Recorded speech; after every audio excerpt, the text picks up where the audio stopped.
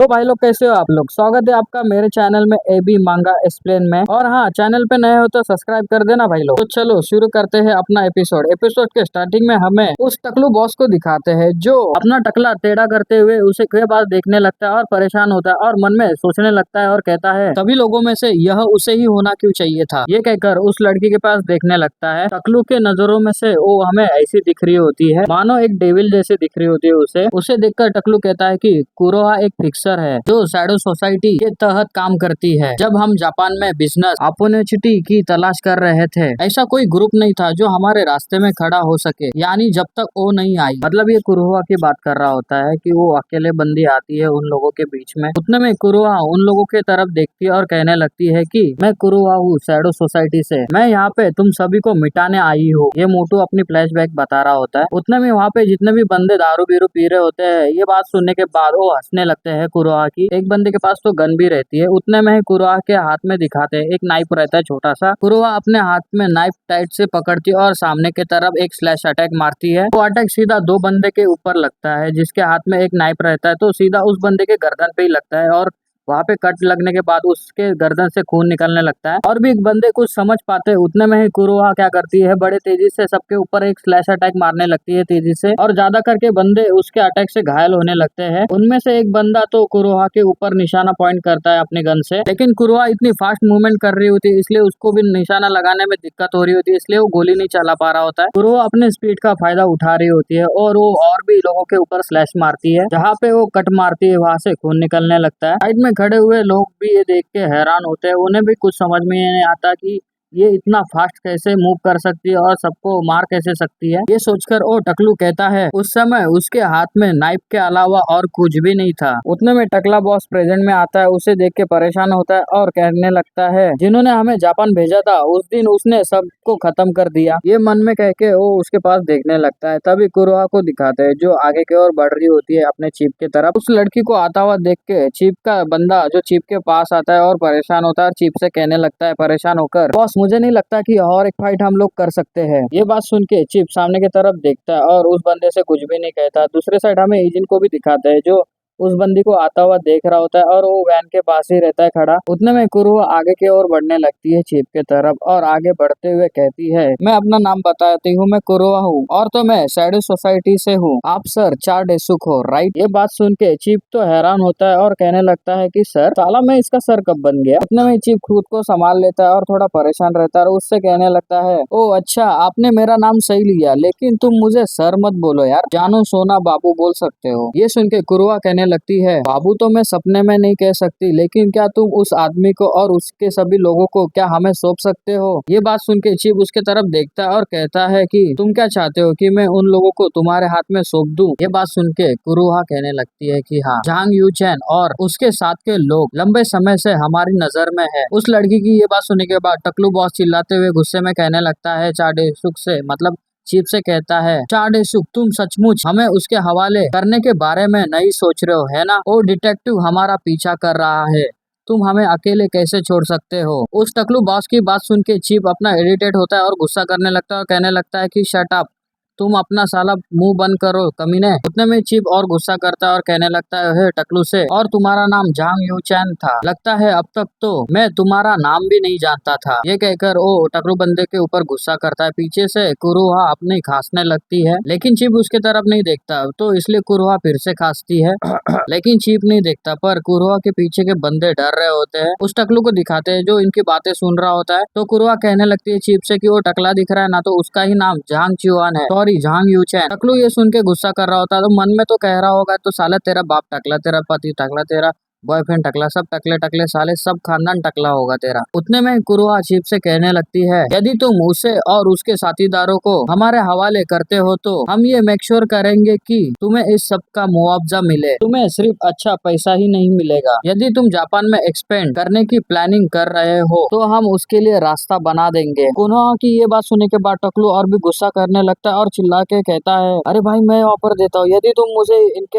हवाले नहीं करते तो मैं तुम्हें बहुत सारा पैसा दूंगा। उन लोगों ने जो भी ऑफर दिया है उससे ज्यादा मैं तुम्हें दूंगा भाई। उतने में कुरोहा उसकी बात काटती है और कहने लगती है चीफ से, हम जांग यूचेन की सारी संपत्ति भी उन्हें सौंप देंगे। वो वैसे भी अपने मुंह से सब कुछ उगल ही देगा, इसलिए चिंता करने की कोई जरूरत नहीं। ये सुन के टकलू झांग बॉस को दिखाते हैं जो अपने दांत पीस रहा होता है गुस्से के मारे। अब ये क्या कर सकता है, कुछ भी नहीं कर सकता गुस्सा करने के अलावा। फिर कुरोहा चीफ से कहने लगती है कि तुम्हें कैसा लगता है ये सब कुछ। चीफ ये सुन के अपना सिगरेट निकालता है और कहता है, दरअसल थोड़ी सी समस्या है, उसे कोई और पकड़ना चाहता था। उस आदमी ने अपनी जान जोखिम में डाल दी और तो काम करते हुए वो चोटिल हो गया। मैं अचानक आकर उसके काम का क्रेडिट नहीं ले सकता। चीफ की ये बातें सुन के वो खामोश रहती है और चीफ की तरफ देखने लगती है और कुछ भी नहीं कहती। चीफ भी कुरोहा के पास देख रहा होता है, उसके जवाब का इंतजार कर रहा होता है। तो ये अनफॉर्चुनेट है, तो ऐसे केस में कोई हेल्प नहीं की जा सकती। कुरोहा इतना सेंटेंस खत्म करती है, उसके पीछे के तीनों बंदे अपना नाइफ निकाल लेते हैं फाइट करने के लिए। ये क्या किलिंग इंटर्न निकाल रहे क्या? वहाँ पे जो चीफ के लोग थे वो भी हैरान होते हैं उनको नाइफ निकालता हुआ देख के और कहने लगते हैं कि डैम इट। चीफ भी उनके तरफ ही देख रहा होता है कि उन लोगों के बंदे ने नाइफ निकाल लिया होता है और कुरोहा उसके पास देख रही होती है। उतने में कुरोहा की तरफ दिखाते हैं, को कुछ देख के वो शॉक होती है क्या पता नहीं, पर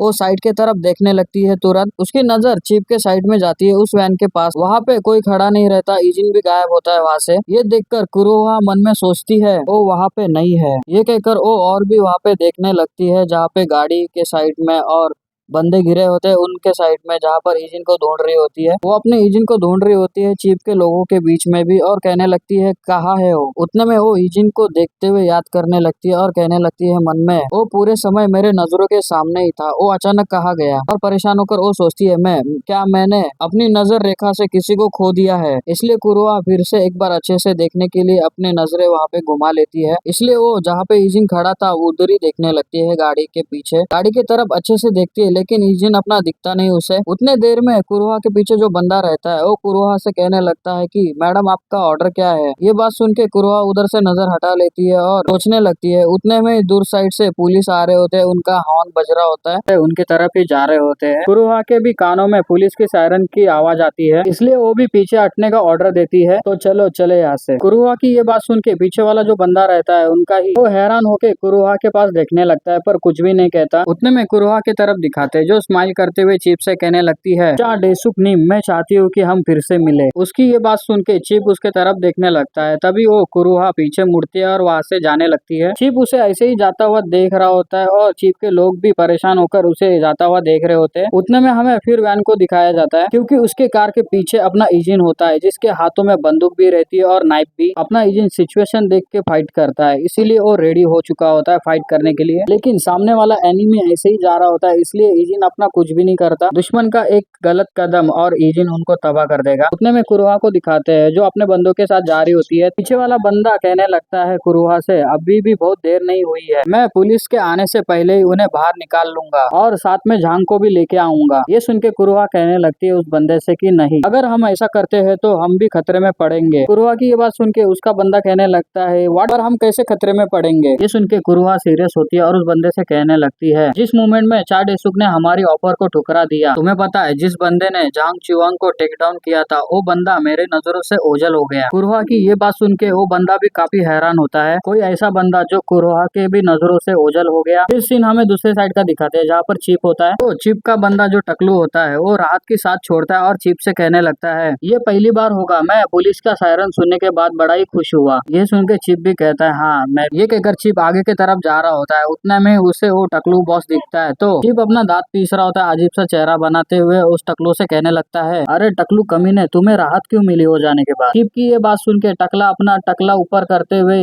वो भी कहने लगता है मन में कि साला ये भी मुझे टकला कह रहा है। लेकिन टकलू उसके बात का जवाब दे देता है। वो कहने लगता है हंसते हुए कि मैं कुरोहा से बच गया, मैं बेशक राहत की सांस महसूस करता हूँ। टकलू की ऐसी बात सुन के दूसरा टकला भी वो भी हैरान होता है। तो चीप ये देखकर कहने लगता है आखिरकार वो लड़की है कौन। उतने में टकलू की तरफ दिखाते हैं जो घसीट से घसीटते अपने कार के तरफ आता है और टेका ले लेता है और कहने लगता है चीप से, कुरोहा एक फिक्सर है, वो एक जापान के फिक्सर ऑर्गेनाइजेशन इगाकाई का हिस्सा है। टकलू की ये बात सुन के पीछे वाला टकलू और उसका दूसरा बंदा भी रहता है, उन्हें भी कुछ समझ में नहीं आता। उनके टकले के ऊपर क्वेश्चन मार्क पड़ता है, आखिर यह क्या होना चाहिए। चीफ की ये बात सुन के टकलू कहने लगता है कि तुम बस इतना जान लो कि तुम लकी हो, अगर यहाँ पे पुलिस नहीं आती यहाँ पे जो भी लोग है वो सब मर जाते। टकलू की ये बात सुन के चीफ के सभी लोग उसके तरफ देखने लगते हैं। अपना चीफ भी ये सुन के हैरान होता है और पीछे वाला टकला भी ये सुन के हैरान होता है। उतने में चीफ मन में सोचने लगता है, नहीं ऐसा नहीं है, पुलिस के सायरन बजने से पहले से ही उसने बच्चे को देख लिया था। इतना अपना चीफ सोच ही रहा होता है, उतने में पीछे से ईजिन निकलता है बाहर। चीफ का बंदा जो टकलू होता है वो ईजिन को देखने के बाद कांपने लगता है और परेशान होता है। चीफ भी अपना ईजिन की तरफ देखने लगता है। टकलू भी अपना ईजिन को देखने के बाद कांप रहा होता है, उसके भी चेहरे से पसीने निकल रहे होते हैं। उतने में कोई मन में सोचता है, या अपना चीफ सोचता है या टकलू सोचता है पता नहीं, पर कोई तो सोचता है और कहने लगता है, मुझे ये यकीन है कि वो लोग ये किट को देखने के वजह से पीछे हट गए। उतने में ईजिन चीफ से कहने लगता है कि मैं पहले यहाँ से बाहर चले जाता हूँ। ये सुनने के बाद चीफ अपना ईजिन की तरफ देखता है और कहने लगता है कि ओ हाँ राइट, और तुम्हारा थैंक यू। चीफ की ये बात सुन के ईजिन अपना कहने लगता है चीफ से कि कोनो दिक्कत नहीं। साइड में टकलू का तो हाल देखो, जो परेशान हो रहा होता है और ईजिन से डर रहा होता है। अभी कभी भी ईजिन को देखेगा तो डरा ही रहेगा। फिर ईजिन ये कहने के बाद वहाँ से जाने लगता है। अपना चीफ उसको जाता हुआ देख रहा होता है ईजिन की तरफ, लेकिन चीफ ईजिन को जाता हुआ घूर घूर के देख रहा होता है। टकलू भी ईजिन को जाता हुआ देखता है और चीफ से कहने लगता है, क्या वो बंदा तुम्हारे अंडर एक फिक्सर है। टकलू की ये बात सुन के चीफ अपना पीछे देखता है टकलू की तरफ और कहने लगता है कि व्हाट, क्या कहा। उतने में टकलू अपने नजरें चुरा लेता है और थोड़ा परेशान होता है और कहने लगता है, अगर वो बंदा नहीं होता तो। बस इतना ही कहता है टकलू, और पता नहीं चीफ को क्या समझ में आता है, वो भी हैरान होता है। राइटर ने साफ साफ नहीं लिखा तो क्या हुआ, मैं बताता हूँ कि ईजिन अगर नहीं होता तो ये सभी लोग मर जाते हैं। फिर सीन शिफ्ट होता है, हमें कुछ दिनों के बाद का सीन दिखाते हैं जहाँ पर रामेन्स रखा होता है और खाने की चीजें रखी होती है। तो हमें पता चलता है कि वो लोग कन्वीनियंस स्टोर के बाहर बैठे होते हैं और वो खा रहे होते हैं। उतने में चीफ कहने लगता है ईजिन से, डिटेक्टिव और मेरा छोटा ब्रदर वो दोनों भी होश में आ गए हैं और ऐसा लगता है कि जान वो टकला उससे जुड़ा मामला अच्छी तरह से निपट गया है। चीफ की ये बात सुन के ईजिन अपना राइस बोल खोल रहा होता है और कहने लगता है, ये सुनकर अच्छा लगा। ईजिन अपना जो खा रहा होता है, चीफ अपना उसके तरफ घूर घूर के देखने लगता है और उसे खाता हुआ देखकर मन में सोचने लगता है कि क्या एक फिक्सर। ये चीफ मन में सोच रहा होता है, ईजिन को क्या घंटा मालूम रहता है, वो अपना मस्त में खा रहा होता है। ईजिन अपना मस्त में खा रहा होता है, पर उसे भी नोटिस होता है कि चीफ उसके तरफ ही देख रहा होता है। तो